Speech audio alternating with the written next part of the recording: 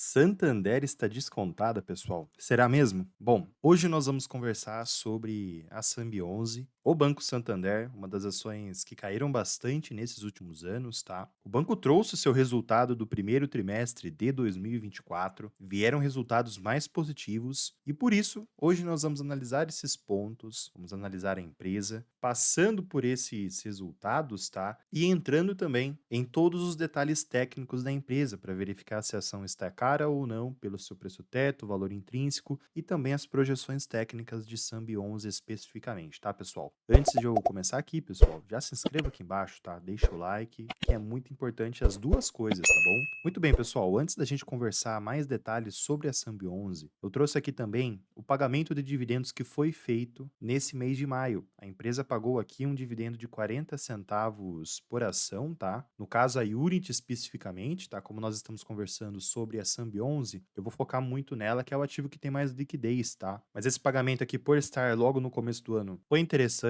Lembrando que tem que descontar aqui o JCP, beleza? E esse é um ponto que muitas pessoas gostam de analisar, que é a questão do dividendo. A empresa está num setor perene e o banco paga dividendos interessantes, próximos ali a 6%, que é a meta que a maioria dos investidores buscam, né? E quanto a esse ponto dos dividendos, eu já coloco aqui um ponto positivo para a ação. Ela vem pagando bons dividendos nesses últimos anos, tá? Até por conta de toda a queda que ela sofreu também, tá? Mas já já nós vamos conversar mais sobre essa questão dos dividendos. Antes disso, eu vou trazer algumas atualizações sobre o banco. O banco que vem da Europa, né? Fica localizado na Espanha, sua sede principal. Tem como sua principal região a Europa, pegando aqui 55% na carteira de crédito e 64% na captação de clientes. É um banco que tem um valor de mercado de 72 bilhões de reais, tá? No caso, o Santander SA, levando em consideração todas as suas regiões, ok? E comentando mais sobre o banco aqui no Brasil, pessoal, nesses últimos 2 anos, até 3 anos, né, desde 2020, o banco ele está fazendo bastante aquisições para aumentar ali a sua diversificação da sua carteira, buscando ali uma diversificação maior em vários setores, em vários segmentos, para tentar aumentar a sua receita. E dentre essas diversificações, podemos focar aqui no setor de investimento, a corretora Toro é do Santander, também podemos focar aqui nas soluções de consumo, nos serviços e também nos clientes. A empresa vem focando bastante nesses aspectos, buscando parcerias, eu diria até uma forma do banco conseguir aumentar o seu funil de vendas, aumentar a quantidade de clientes que entram no seu funil de vendas. E aos poucos o banco vai lapidando esses clientes, afunilando para chegar no seu cliente ideal, tá? A ideia do banco principal, pessoal, é rentabilizar com essas diversificações, melhorar o seu ROI, que é um ponto principal nesse setor bancário para os bancos. E isso vai contribuir com certeza na receita do Santander, tá, pessoal? E nesse funil de vendas tem dois tipos de pessoas: as pessoas físicas e jurídicas, tá? As empresas, onde hoje existem estratégias para todos os níveis, tá, pessoal? Bem organizado essa segmentação também. Até agregando mais esses pontos, nós também conseguimos verificar aqui já o crescimento desses clientes, onde nós estamos verificando aqui que agora em março de 24, o banco conseguiu crescer os clientes totais, analisando esses últimos números do banco. Os clientes ativos vêm tendo uma volatilidade, na minha opinião, praticamente estagnado esse ponto aqui. E quanto aos clientes vinculados, também vem crescendo, tá? Um ponto interessante também é que 71% de clientes vinculados são de folhas de pagamento, tá?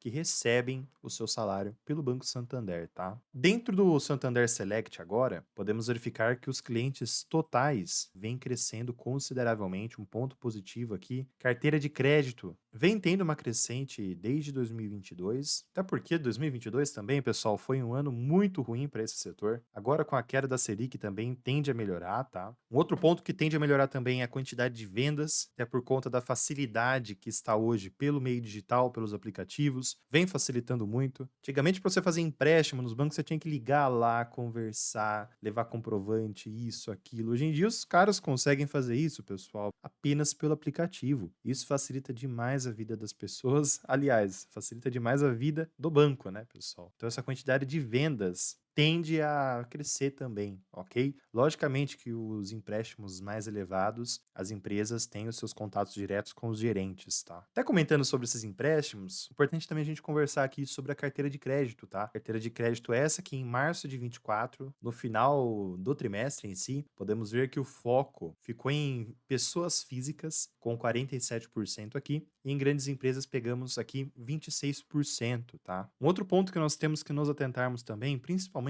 por conta do Santander já ter passado por isso na época da situação das lojas americanas, por exemplo, é a questão da concentração em uma empresa específica, em uma pessoa específica, por exemplo. Hoje o seu maior devedor, seu maior credor, só tem apenas 1% da concentração do crédito. Isso é positivo, pessoal. Isso gera diversificação para a carteira. Imagine se esse maior devedor acaba tendo ali um calote, dando um calote no Santander. Isso afetaria muito o banco, mas só afetaria se ele tivesse uma porcentagem relevante aqui. Hoje, com esse 1%, praticamente não ia afetar tanto, tá? Então é importantíssimo ter essa diversificação para evitar riscos. Bom, sua situação atual de pessoas físicas, seu mix de produtos praticamente, seu foco principal nesse momento ainda segue sendo o consignado e o imobiliário, tá? Seguindo esse padrão desde 2022, beleza? E para pessoas jurídicas, o foco principal ainda é capital de giro, tá? Que é um grande problema das empresas por conta dos prazos de pagamentos mesmo. Até comentando sobre as empresas, a carteira de crédito ampliada das pequenas e médias empresas, pessoal, vem tendo uma crescente, um ponto positivo, economia melhorando, as empresas buscando crédito também. Para grandes empresas também estamos vendo essa crescente, um crescimento de 5% aqui. Isso comparando trimestre por trimestre, tá, pessoal? No compilado aqui geral, a carteira também teve um crescimento, mais um ponto positivo. Resultado muito positivo para o Santander, que está em um processo de reestruturação, de melhorar ali as suas receitas e que vai favorecer muito esse processo, tá? Processo esse que vem tendo a necessidade de diversificação. Acho que diversificação é o plano principal do banco, tanto nos créditos, quanto também nas empresas, quanto também na forma de aumentar a sua receita, tá? E até demonstrando também 3 tópicos aqui, temos a situação dos cartões financeiros e também consignados, onde esses 3 pilares vêm tendo crescimento também, e crescimentos bem interessantes nesses 3 pontos, tá, pessoal? Mais um resultado aqui pode auxiliar o crescimento do banco nesses próximos meses e trimestres, no caso, né? Temos ainda mais 4 pilares, que é o do agronegócio, imobiliário, consórcio, seguros, onde também vimos um aumento em quase todas essas carteiras, tá? Mais alguns resultados positivos aqui, tá? Muito positivo, na minha opinião, até, tá? Resultados esses, que se a gente pegar num compilado geral e trazendo também com os indicadores, pessoal, bom, no geral aqui, já indo direto ao ponto, lucro líquido acabou vindo positivo também. Teve um crescimento muito considerável aqui, o lucro líquido gerencial. Traz para os investidores perspectivas mais positivas, né, pessoal? Principalmente por conta dessas quedas que vem acontecendo. Nesse mês de maio também teve uma queda considerável aí. Já já nós vamos ver também mais detalhes sobre esse ponto. Mas até aproveitando esses pontos, trazendo mais detalhes também sobre os seus outros indicadores, sua margem financeira teve um crescimento aqui, mas esse é um grande problema que já já nós vamos ver. Seu ROI também teve um crescimento. Já já nós vamos ver mais detalhes também quanto a esse indicador. Custo do crédito teve uma queda, ponto positivo. Carteira de crédito ampliada teve um crescimento, igual nós vimos aqui. Índice de Basileia segue no padrão, cresceu, positivo, tá acima do que o Banco Central pede. Então esses resultados no compilado geral veio positivo, tá? Um outro ponto que nós temos que analisar também é quanto ao custo de crédito e também a inadimplência, pessoal. Custo de crédito, nós vimos que teve uma queda ali nos custos. A inadimplência aos poucos vem caindo também com o passar dos trimestres, mas se nós analisarmos também detalhadamente cada situação dessa inadimplência, tanto superior a 90 dias quanto inferior a 90 dias, desde março de 23, essa inadimplência vem caindo. Bem bacana, no caso para ambas situações, tá?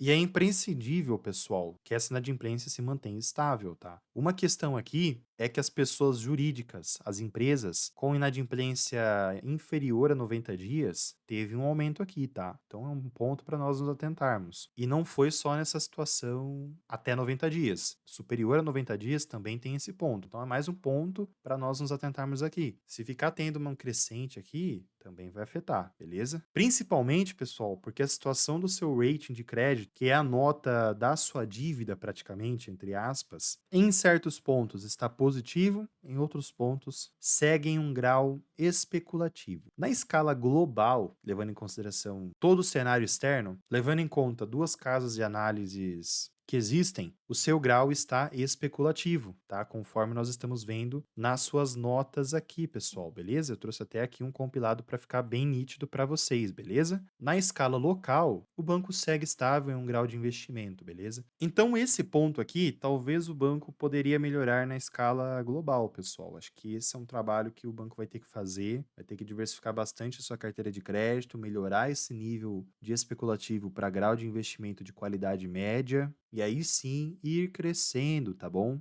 E dentro desse segmento também é importante nós analisarmos os indicadores de liquidez, que também segue acima do mínimo requerido, ok, pessoal? Bom, e no geral aqui, pegando as suas receitas primeiramente, primeiro analisando os seus trimestres, desconsiderando aquele período das lojas americanas, por exemplo, o banco vem crescendo as suas receitas ano a ano, tá? Se a gente verificar também no sentido anual, esses resultados vieram positivos em 2023, em 2024, eu digo as receitas, tá? Até porque os lucros vêm tendo uma volatilidade. Que se a gente pegar aqui no resultado anualizado, fica nítido essa queda e até responde também a situação dos seus preços hoje, tá? Um ponto positivo aqui, a gente tem que olhar dois cenários. Primeiro, é o longo prazo, negativo por enquanto, mas também nós temos que analisar o copo mais cheio, que é a questão do crescimento desde a situação ocorrida em 2022. Então espera-se que o banco tende a se recuperar nesses próximos anos, tá? Pelo menos é o que muitos investidores estão esperando comprando o banco hoje, tá? O Banco Santander, o Sambi 11, tá? Um ponto que esses investidores precisam ficar atentos, pessoal, é a questão da margem líquida. Esse ponto, acredito eu que o banco precisa focar muito, pois hoje está aqui com uma margem líquida de 7,4%.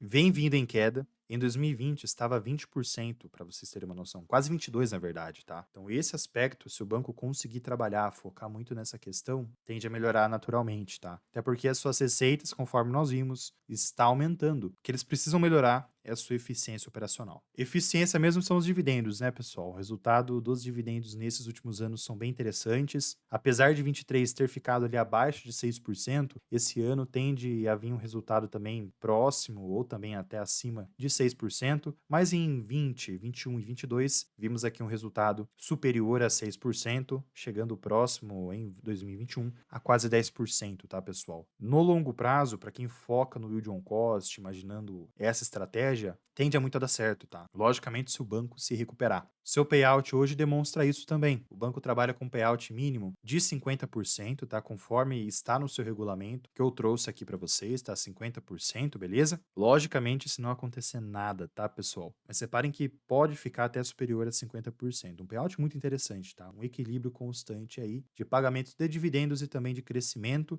Crescimento esse que o banco precisa trabalhar bastante, buscando uma rentabilidade melhor. Seu período de pagamento costuma ser por trimestre, tá? Então temos aqui mais dois pagamentos que podem ocorrer aqui em 2024, beleza? E comentando agora sobre os indicadores fundamentalistas do Sambi 11, pessoal. Hoje o seu PL está em 11, tá, pessoal? Temos também aqui o PVP, que está em 0,91, tá descontado. Seu ROI, reparem que o ROI hoje está em 8, pessoal, 8,2, abaixo da taxa Selic, por exemplo. Precisa aumentar esse ROI. ROI, margem líquida, o banco precisa trabalhar nesses pontos. Sobre o patrimônio, não tem muito o que comentar, segue ok. Seu VPA está em 30,8 e o seu LPA em 2,53. E esses dois indicadores nos auxiliam a identificar o seu valor intrínseco. Valor intrínseco esse, pessoal, que segue com uma margem de segurança de 51%. Então, sim, segundo esses indicadores, segundo essa fórmula, pela situação atual, pela análise atual, segue bem descontado, tá? E não é só esse indicador que demonstra isso. O seu preço teto também demonstra isso, tá? Pegando um cálculo de 2021, 22 e 23, pessoal, desconsiderando aqui 2024, e se baseando também com uma média de dividend yield necessário de 6%, nós temos aqui uma diferença, né, uma margem de segurança de 35% ainda. Isso demonstra também que o banco segue descontado, com uma margem de segurança atrativa, logicamente, se o banco conseguir se recuperar, tá, pessoal? É importante também sempre frisar isso, tá? Como estamos falando de setores perenes, no caso aqui o preço teto faz sentido, tá? E até trazendo mais detalhes também sobre esses preços, Sambi 11, pessoal, está em uma tendência de baixa nesses últimos anos, tá? Apesar da recuperação durante a pós-pandemia, o banco segue em queda. De 2014 até 2019, operando com